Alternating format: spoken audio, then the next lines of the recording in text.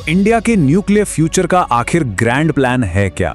आज हम इसी की गहराई में उतरने वाले हैं। और ये कहानी देखिए, सिर्फ बिजली की नहीं है, इसमें अरबों डॉलर्स हैं, ग्लोबल पॉलिटिक्स है और एक ऐसा सपना है जो लगभग 70 साल पुराना है।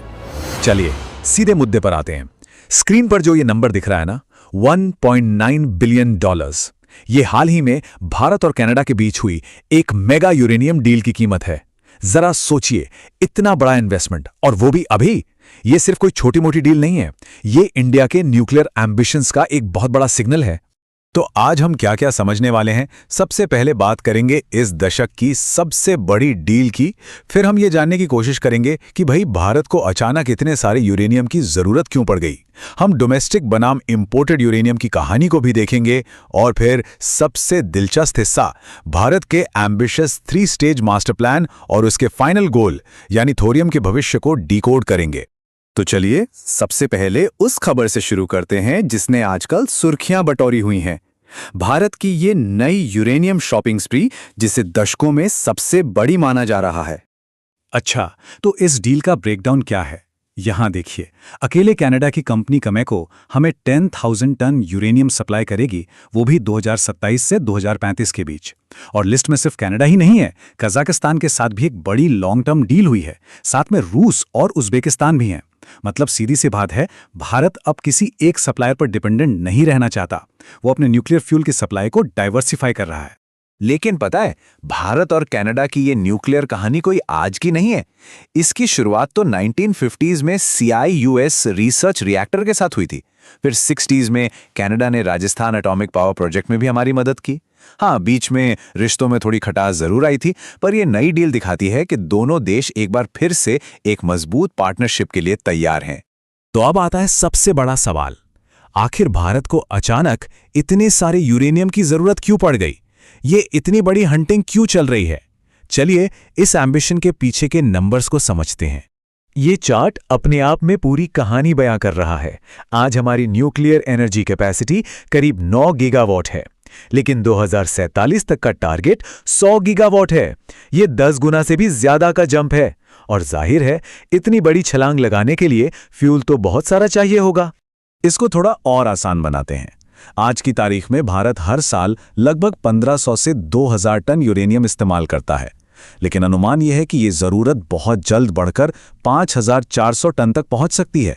ये ऑलमोस्ट 3 गुना की बढ़ोतरी है। अब शायद समझ आ रहा होगा कि कनाडा और कजाकिस्तान के साथ ये बड़ी बड़ी डील्स क्यों इतनी जरूरी हैं। अब एक और बहुत जरूरी पहलू पे आते हैं, घर का यूरेनियम बनाम बाहर से मंगाया हुआ यूरेनियम।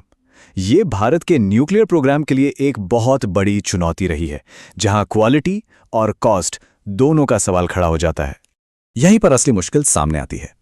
देखिए, भारत में जो यूरेनियम का अयस्क यानी ओर मिलता है, उसमें यूरेनियम की मात्रा 0.5% से भी कम होती है। वहीं जो अयस्क हम कनाडा से इंपोर्ट करते हैं, उसमें ये 15% तक हो सकती है। इसका सीधा सा मतलब है कि इंपोर्टेड यूरेनियम को प्रोसेस करना कहीं ज्यादा सस्ता और एफिशिएंट है। और यही वजह है कि आज भारत अपनी 70 से ज्यादा यूरेनियम की जरूरतें इंपोर्ट करके पूरी करता है।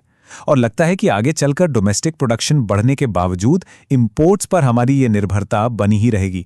तो सवाल ये उठता है कि अगर देश का यूरेनियम इतना महंगा पड़ता है, तो फिर भारत उसे निकालता ही क्यों है? वेल, इसके 2 बहुत बड़े कारण हैं। पहला, ये देश के स्ट्रैटेजिक प्रोग्राम्स के लिए बेहद जरूरी है। और दूसरा, ये एक तरह का इंश्योरेंस है, एक बफर, कि अगर कल को किसी भी वजह से विदेशी सप्लाई रुक जाए तो हमारा काम न रुके। चलिए अब इन यूरेनियम डील से जरा आगे बढ़ते हैं और उस बड़े विजन को समझते हैं जिसका ये सिर्फ एक छोटा सा हिस्सा है। ये है भारत का दशकों पुराना 3 स्टेज का मास्टर प्लान। ये प्रोग्राम 1950s में डॉक्टर होमी भाभा के विजन के साथ तैयार किया गया था। इसका अल्टीमेट गोल है भारत के पास मौजूद थोरियम के विशाल भंडारों का इस्तेमाल करके एनर्जी के मामले में पूरी तरह से आत्मनिर्भर हो जाना। और सबसे हैरान करने वाली बात, भारत आज भी दुनिया का इकलौता देश है जो इस मुश्किल लेकिन बेहद महत्वाकांक्षी रास्ते पर आगे बढ़ रहा है। तो ये 3 स्टेज प्लान आखिर काम कैसे करता है?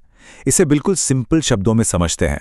स्टेज 1 जो अभी चल रहा है, वो नेचुरल यूरेनियम का इस्तेमाल करके प्लूटोनियम बनाता है। फिर स्टेज 2 स्टेज 1 से मिले प्लूटोनियम को इस्तेमाल करके और भी ज्यादा फ्यूल बनाता है। और आखिर में आता है स्टेज 3 जो थोरियम का इस्तेमाल करके बिजली पैदा करेगा। ये एक चेन रिएक्शन जैसा है जहां हर स्टेज अपने अगले स्टेज के लिए फ्यूल तैयार करता है।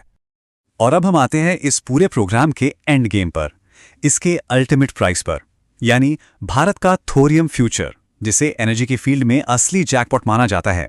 तो थोरियम ही क्यों? क्योंकि भारत के पास दुनिया के सबसे बड़े थोरियम भंडारों में से एक है। अगर हम इसे इस्तेमाल कर पाएं तो ये भारत की एनर्जी सिक्योरिटी के लिए एक असली गेम चेंजर साबित होगा। लेकिन यहां एक पेच है। थोरियम को फ्यूल के तौर पे इस्तेमाल करने की टेक्नोलॉजी बहुत ज्यादा कॉम्प्लेक्स है और दुनिया में कोई भी देश इसे अभी तक बड़े स्केल पर करने में कामयाब नहीं हो पाया है। तो सवाल आज भी वही है, क्या थोरियम ही भारत का असली एनर्जी फ्यूचर है? ये 1950 में देखा गया एक सपना है जिसे पूरा करने के लिए दशकों की प्लानिंग, अरबों खरबों का इन्वेस्टमेंट और दुनिया की सबसे एडवांस टेक्नोलॉजी की जरूरत है। क्या भारत इस बेहद एम्बिशियस लक्ष्य को हासिल कर पाएगा और दुनिया को एक नया रास्ता दिखाएगा? खैर, इसका जवाब तो हमें भविष्य में ही मिलेगा।